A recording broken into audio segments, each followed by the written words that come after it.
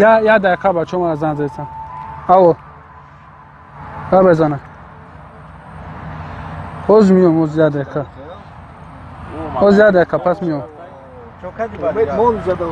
برادرو مرا زنم زن زیسته ینگه تو من باید خونه برم ولی شما بعضو خونه میرم شما بعضو بشین خیر برادر زن ما تلفن کرده باید من برم زن کلون برادر گوش که برادر ساعت یک ایشا مرا در خونه جدت میکنی نه نمیکنی بودکای مرا میخرونی میپشونی یا خود میکنی نمیکنی نسکیای مرا میشوی نمیشوی تو ساعت 12 شام مرا جدت میکنی نمیکنی پدر مادر مرا حرمت میکنی نمیکنی همه همین کارا را برای من زنم میکنم برادرو